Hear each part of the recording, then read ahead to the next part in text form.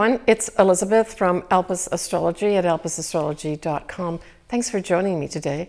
So this is my astrological take on the astrology for May 2022. So we're continuing with the eclipse season here with another eclipse in May, at the midpoint of May. We've got a Mercury retrograde and then a new moon at the end of the month. So let's start off with the 5th of May. Here we've got an annual conjunction of the Sun conjunct Uranus. It's at 14 degrees though of Taurus, so we're reaching kind of the midpoint here of Uranus going through Taurus. So this is kind of like a halfway checkpoint in some respects, and as opposed to say other times when we've actually got Sun conjunct Uranus. So take a look to see if you've got anything, say, around 14 degrees of Taurus or in the opposite sign, 14 degrees of Scorpio. There may be some significance that happens to you here with regards to something as ethereal as a major connection with the universe where you feel that you're getting messages. It can also represent a wake-up or a shake-up as well, right?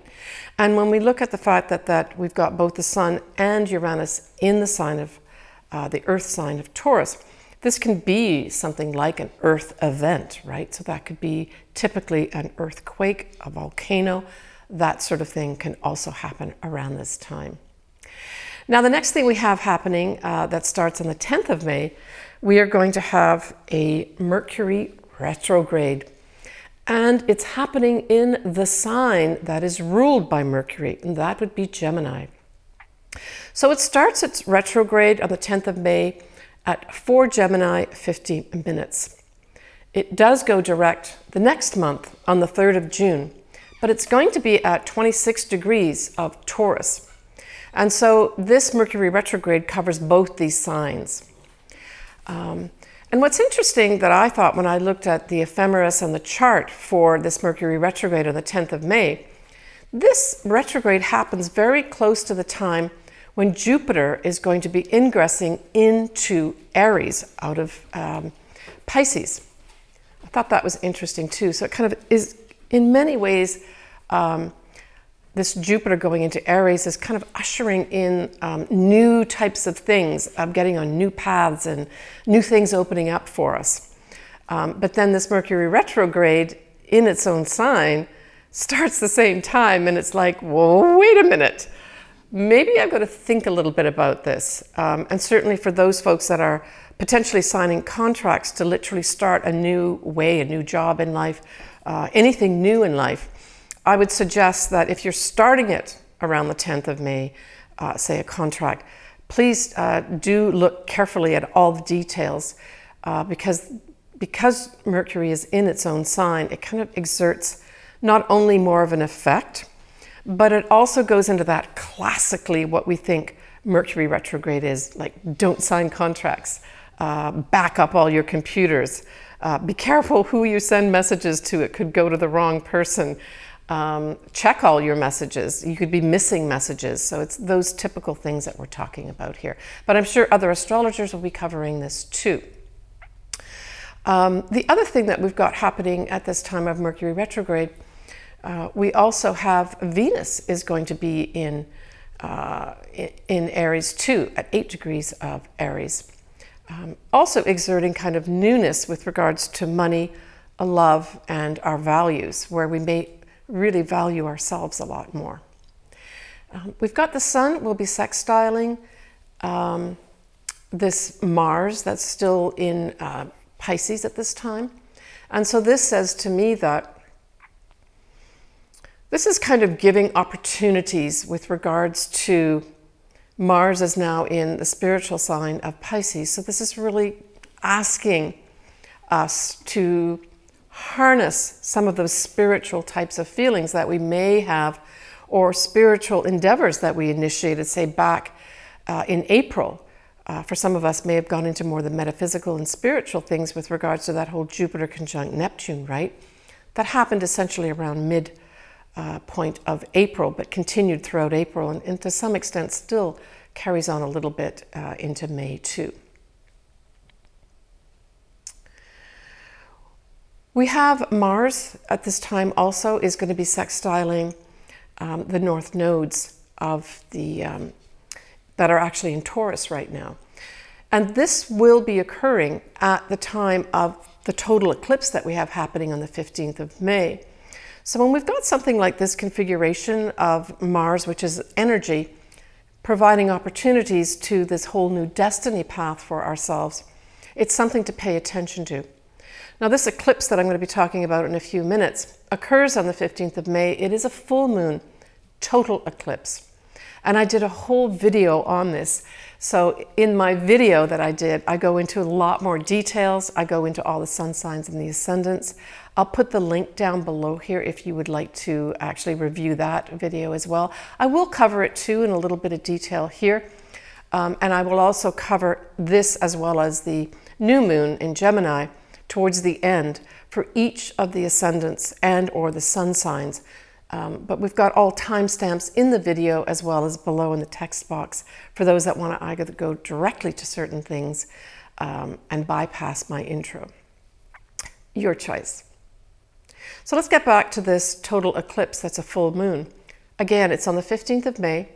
It's at 9:15 p.m. Pacific Daylight Time, and it's at 25 degrees of Scorpio, 18 minutes.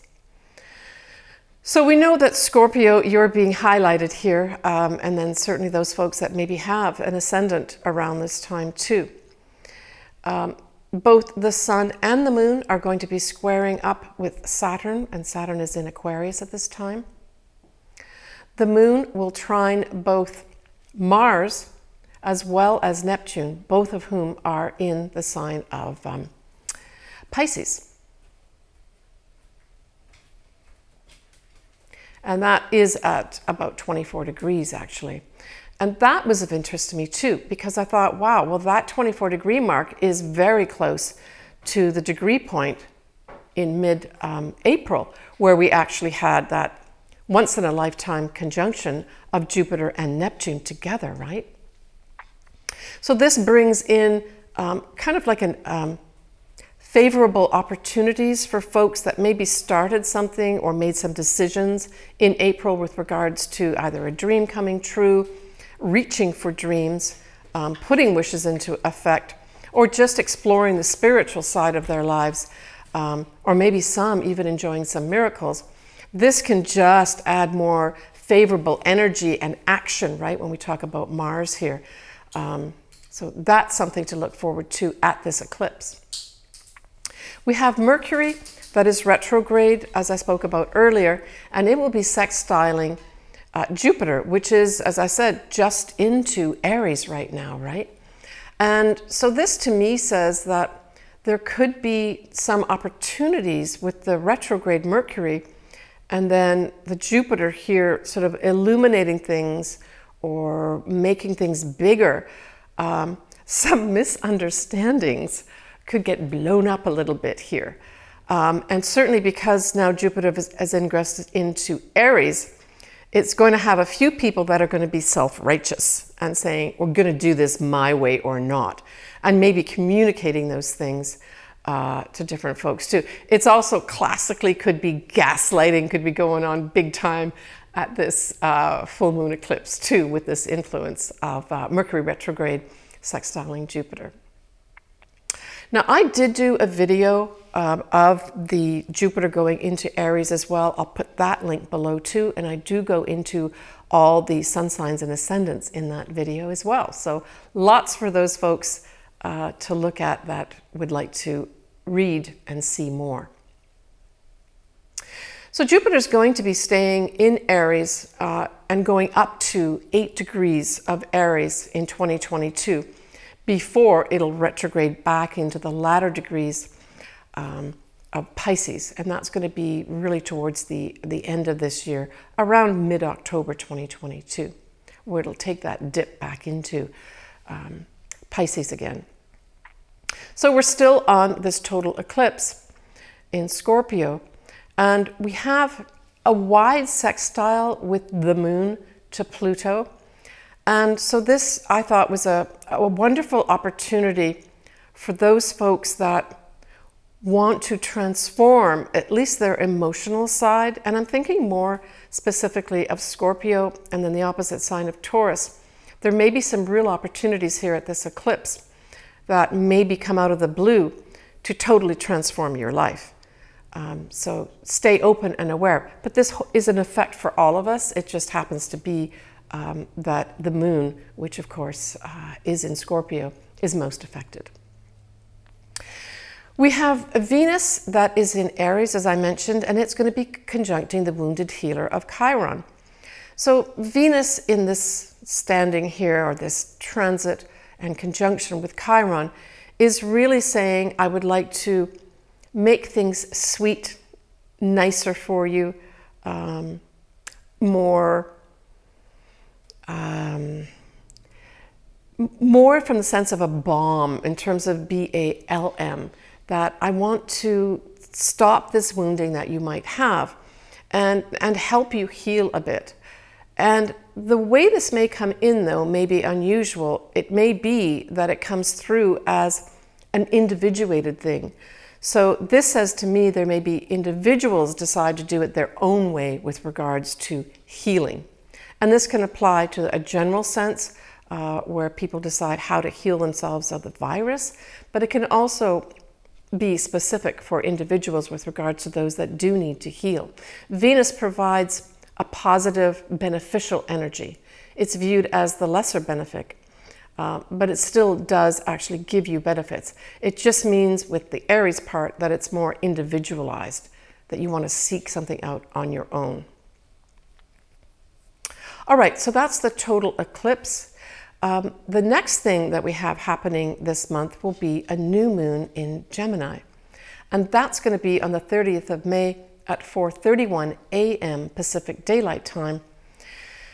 And this is going to be at 9 degrees of Gemini, 3 minutes. And of course, like all new moons, we have the moon and the sun together in a sign, and it is in Gemini. Other things that we have happening at this new moon is we have Mars conjunct to Jupiter in Aries. And so this just gives a lot of new starts. It just is big new starts with a nice favorable dose of energy from Jupiter. If you want to do something on your own and take your own path or pioneer something at this time and you want the energy to do it, I would say this new moon potentially, except for a few other things, which I'm going to cover in a minute, could be an impetus to do that. Now, we have Mercury, which is the ruler of Gemini. It is also the ruler of Virgo too, but it's specifically more of a ruler, in my view, of Gemini. And of course, it's still retrograde, but it's retrograde at 26 degrees of Taurus. So here we've got Mercury retrograde now going retrograde out of Gemini back into Taurus. And by doing that, it's actually now forming a square with rule maker, karma manifester, Saturn, which of course is in Aquarius. So this kind of puts a little bit of a fly in the ointment type thing with regards to really getting those newness things started. And because Gemini does really relate to socializing, for sure, it also says, you know, let's collect all the facts and all the information. It says that, and it also refers to any kind of messaging or communication. I would say that the caveat with this new start in Gemini is that you may have to pay attention to supervisors. That's also something that Saturn rules. It also rules the rules. So you may have to pay attention to the rules here and fall into line for those people that do want to have new starts here. Just check out any rules or regulations that are around this new start that you want to have and make sure that you're following whatever they are, or check in with those people that make the rules or reinforce the rules. Not a time to actually ignore rules and regulations, I guess is what I'm really saying. Yeah, so when Mercury does go direct, it will be in Gemini, just for those that are interested. I'll cover this in my June video, but it will go direct at 9 degrees of Gemini on the 23rd of June, those that want to make note of that on their own calendars. So this may be a time when the newness of this new moon really manifests, when the Mercury that's retrograde at this new moon goes direct. But there may even be a second delay, or maybe a rethink or a reconsideration as a result of Mars going retrograde in October. Now, I will cover this in more detail later on, but I wanted to mention it here because it all ties into this new moon in Gemini. And it doesn't mean this is going to be a negative thing for those folks, especially Geminis and maybe Sagittarians that are starting something new. It just means that I'm giving you the heads up that there may be delays, there may be reconsiderations that you decide you want to undertake in October that goes back to this new moon that happens on the 30th of May. So I guess I'm saying allow for potential for that in anything that you're starting new. Now, this Mars retrograde won't go direct till the 12th of January 2023. And it goes direct at 8 degrees of Gemini. And why is that important? Well, it's important because 8 degrees of Gemini is very close to this new moon on the 30th of May, which is at 9 degrees of Gemini. So there's a big tie-in of this Gemini new moon right the way through January 2023. So I would plan for potential, not necessarily bad blocks or full stops. I would just say that follow rules and regulations, check in with superiors, and plan, when you're doing your plan for this new thing that you're doing, plan for potential delays. Plan for rewriting, say something that you're doing involves writing. Plan for reconsidering contracts, for instance, that sort of thing. All right. Venus is going to now be in Taurus, and of course Venus rules Taurus, so Venus loves to be in Taurus. Venus will not conjunct Uranus until the 12th of June, but I'm giving you a heads up on that one too. So this is exciting new romance for some. It can be breakups for other people. It can also be money coming in and money going out as well. But I'll cover that more in my June video. This is just giving you a heads up of this Venus and Taurus conjuncting Uranus, but it's not going to be till June. So I want to say a happy new year to all those Geminis and Gemini rising at this new moon in Gemini. I wanted to give a shout out to all those folks that kindly not only sent me some money for my dog Sasha, but also really inquired about her on a regular basis and really reached out to me. I really appreciate all your concern and all those folks that did send me some money to get her surgery done. I want to confirm that I did get her surgery done and it was very successful. It was a few weeks ago and she's back in full form, eating properly, and really I think has had, I would say, a complete recovery. Sasha is 13 years old and we know that's fairly old if you compare it to human time. We'll see a little picture of her here. So this is a current picture as of April 2022. And again, I just want to give many, many thanks to everyone who supported Sasha. Thank you. I also want to give a shout out to a few people that have birthdays, but the birthdays are in April. I'm a little bit tardy in my happy birthday wishes, but they're two very important people. One of them is my sister, Marianne. She has her birthday in April when I'm making this video, but she's having it right around that very rare once-in-a-life conjunction of Jupiter and Neptune. So I'm sending her lots of blessings, and maybe she's going to have some great inspiration come in for her, maybe some magic and miracles. Happy birthday. I also want to say happy birthday later on in April to my client and friend, Marcy. I'm wishing you happy birthday wishes. Take care of yourself, Marcy. All right, next I'm going to be moving on to the individual signs and or ascendants for each of you. As always, I am very happy to do your chart. If you would like that done, please contact me via my website and then send me an email with your birth date details.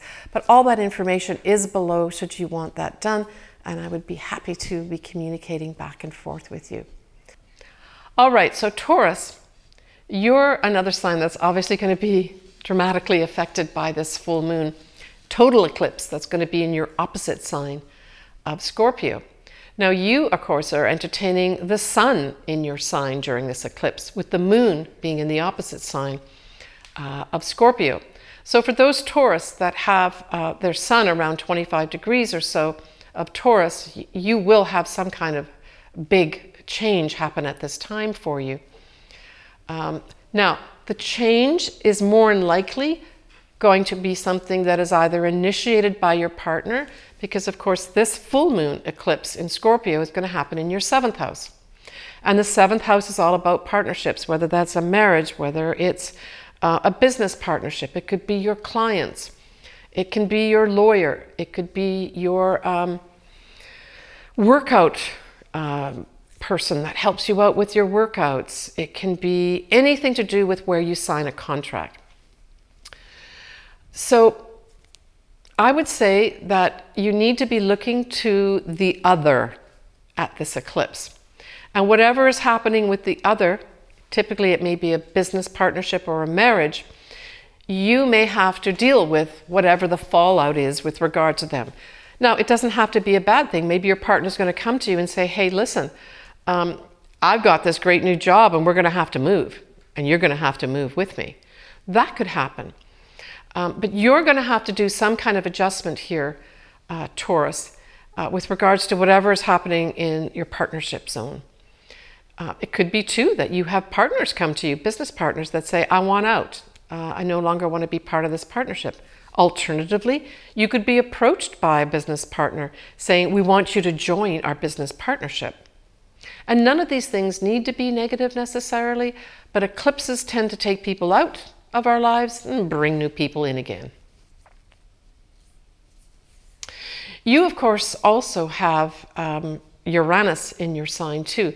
Now it's around the 15 degree mark, and it's not directly affecting this eclipse because the eclipse is at 25 degrees of Scorpio and the sun is at 25 degrees of Taurus.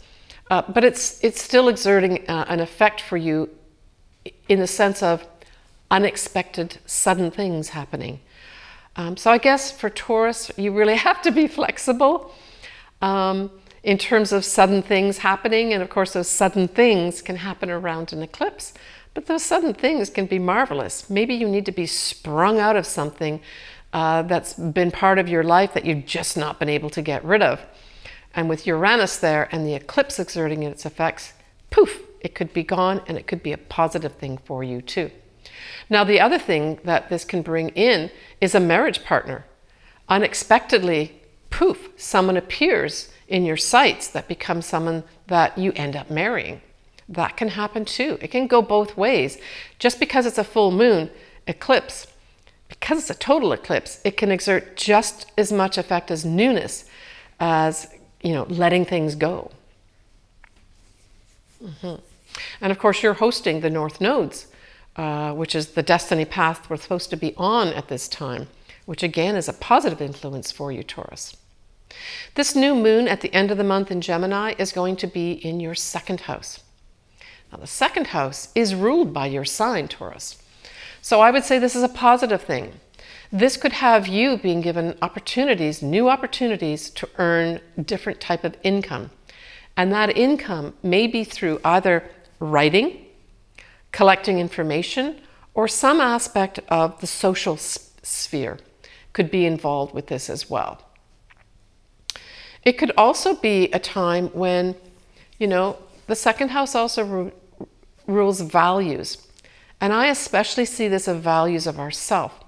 So from those Taurus who may have had a few shakeups over this past few months, those Taurans may decide, I need to be respected more. I need to show and have people value me more.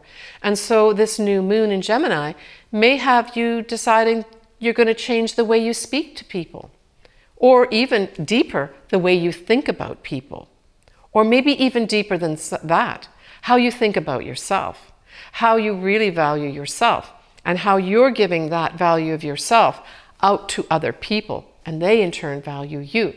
So you could have a whole thing going on in your head where you decide, I'm going to change up the way I speak, the way I write, the way I communicate, but it's based on the fact that you want to be valued more. It can also have you literally signing contracts. That can happen with this new moon in Gemini in your second house for a new job.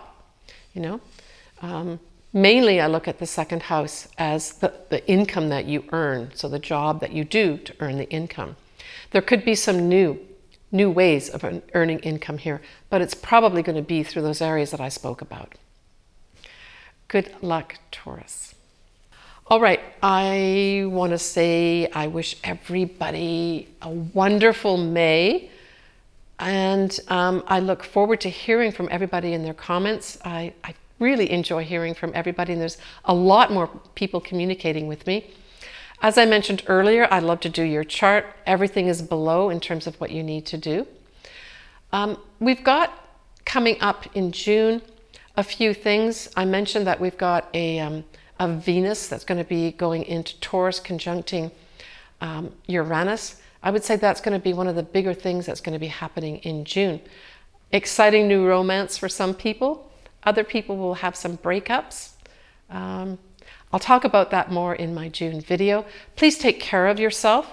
Take care of all the people that you love around you. I'm sending everybody a lot of positive energy, and we'll talk to you soon.